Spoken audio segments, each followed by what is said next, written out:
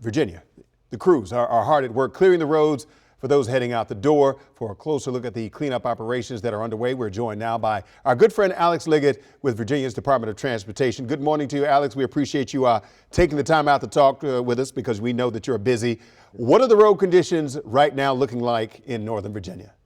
Well, as you saw that camera right there, a lot of them look like that. They're wet. Some of them still have some slush on them, but for the most part, in pretty decent condition. The one thing, I'm looking at your ticker, it's saying 32 degrees. So when you're looking at those wet road conditions, I just want folks to know that if they're out there early this morning, they have to get to work, get to the office, just make sure you're slowing down and treating anything wet as potentially icy, especially on some of those elevated surfaces such as bridges, ramps, and overpasses, because, temperatures right at 31 and 32 still have that possibility for some icy spots. All right. So are there any trouble spots that drivers should know about or should avoid this morning?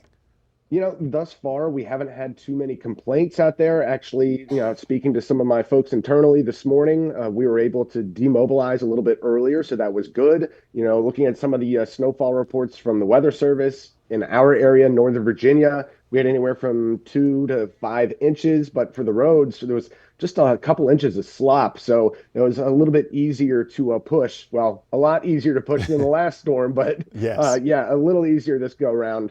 And it also ended a little earlier than forecast, so that kind of helped us out as well. All right, so real quick, as we wrap this up here, the biggest message to drivers as they head out, we knew earlier you said slow down. Anything else that drivers should know as they get ready to deal with this? Because as you said, you've dialed it back just a little bit as far as your crews, Yep. But drivers are still going to be on the road, so they need to be aware of.